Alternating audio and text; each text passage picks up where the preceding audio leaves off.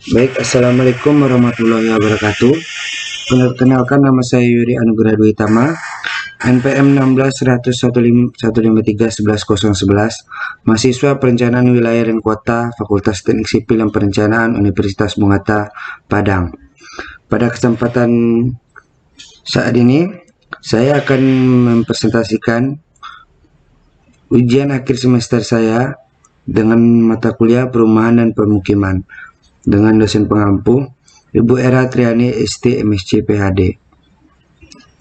Baiklah, sebelumnya saya akan menjelaskan apa itu perumahan dan permukiman. Menurut Undang-Undang Nomor 1 Tahun 2011 tentang Perumahan dan Kawasan Permukiman, perumahan dan permukiman adalah suatu kesatuan sistem yang terdiri atas pembinaan, penyelenggaraan perumahan, penyelenggaraan kawasan permukiman, pemeliharaan dan perbaikan, pencegahan dan peningkatan kualitas terhadap perumahan kumuh dan permukiman kumuh, penyediaan tanah, pendanaan dan sistem pembiayaan, serta peran masyarakat. Sedangkan perumahan adalah kumpulan rumah sebagai bagian dari permukiman, baik perkotaan maupun pedesaan yang dilengkapi dengan prasarana, sarana, dan utilitas umum sebagai hasil upaya pemenuhan rumah yang layak huni. Permukiman bagian dari lingkungan hunian yang terdiri atas lebih dari satu satuan perumahan yang mempunyai prasarana, sarana, utilitas umum, serta mempunyai penunjang kegiatan fungsi lain di kawasan perkotaan atau kawasan pedesaan. Dalam bidang perumahan dan permukiman, tentunya banyak beberapa permasalahan yang ada di perumahan dan permukiman. Permasalahan secara umum bidang perumahan dan permukiman yang ada di Indonesia pada saat ini adalah diantaranya belum terlembaganya sistem penyelenggaraan perumahan dan permukiman. Yang kedua, rendahnya tingkat pemenuhan kebutuhan perumahan yang layak dan terjangkau. Yang ketiga, menurunnya kualitas lingkungan permukiman. Yang keempat, banyaknya permukiman atau rumah-rumah berdiri di atas tanah yang tidak jelas atau status kepemilikan tanah maupun bangunannya. Dalam hal ini, saya akan membahas salah satu kawasan perumahan dan permukiman yang ada di Kota Jambi.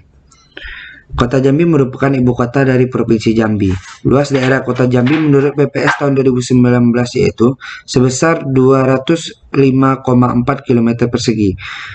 Berdasarkan rencana kebijakan daerah Provinsi Jambi, diketahui bahwa Kota Jambi sebagai ibu kota mengemban amanat sebagai Pusat Pelayanan Nasional atau PKN.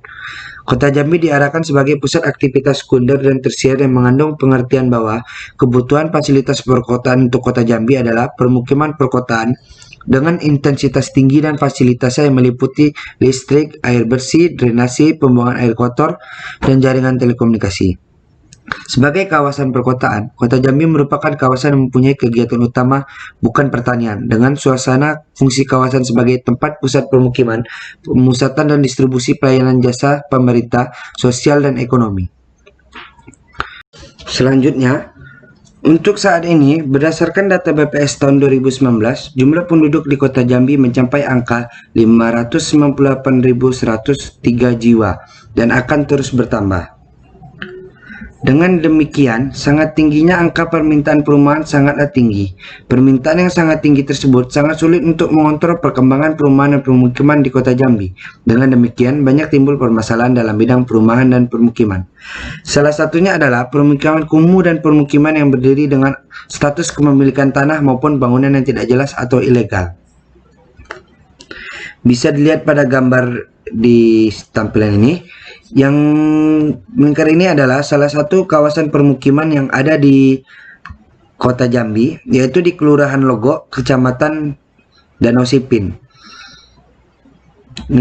Gambar ini merupakan salah satu gambar yang ada di kawasan tersebut dengan kondisi perumahan yang tidak layak huni, dengan lingkungan yang sangat kotor dan kondisi lingkungan yang tidak baik.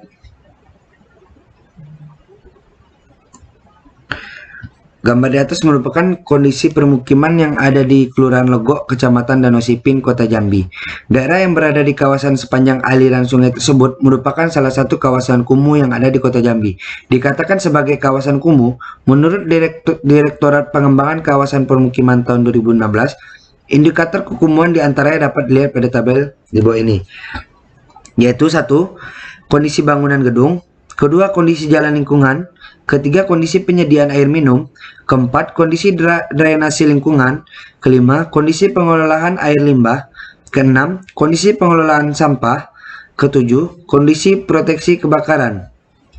Dari 7 indikator tersebut, maka seperti yang kita lihat pada gambar di atas, gambar ini, kita dapat melihat jika diperhatikan dari gambar di atas, permukiman yang ada di Kelurahan Legok, Kecamatan Donosipin bisa dikatakan salah satu kawasan kumuh. Menurut Undang-Undang Nomor 1 Tahun 2011 tentang Perumahan dan Pemukiman dan Kawasan Permukiman, permukiman yang tidak layak huni karena ketidakteraturan bangunan, tingkat kepadatan bangunan yang tinggi, dan kualitas bangunan serta sarana dan prasarana yang tidak memenuhi syarat. Untuk solusinya, yang pertama, program perbaikan kampung yang ditujukan untuk memperbaiki kondisi kesehatan lingkungan dan sarana lingkungan yang ada. Yang kedua, program uji coba peremajaan lingkungan kumuh yang dilakukan dengan membongkar lingkungan kumuh dan permukiman kumuh yang ada serta menggantinya dengan rumah susun yang memenuhi syarat. Yang ketiga, pemeliharaan lingkungan baik dari pihak masyarakat maupun pemerintah. Yang keempat, penegasan hukum yang berlaku. Yang kelima, peninjauan kembali hukum dan undang-undang yang dinilai masih lemah dan mampu memberi ruang untuk melanggar. Selanjutnya, kebijakan pemerintah dalam menerapkan rencana pembangunan yang telah dibuat. Yang selanjutnya, produk perencanaan dijadikan acuan dalam pembangunan. Sosialisasi kepada masyarakat mengenai pentingnya menjaga lingkungan dan hidup sehat. Pembatasan penggunaan lahan dan pendistribusian lahan untuk pembangunan dengan tujuan bersama yang jelas dan lain-lainnya. Baik, itulah presentasi ujian saya mengenai perumahan dan permukiman dengan tema kawasan permukiman kumuh yang ada di Kelurahan Legok, Kecamatan Donosipin,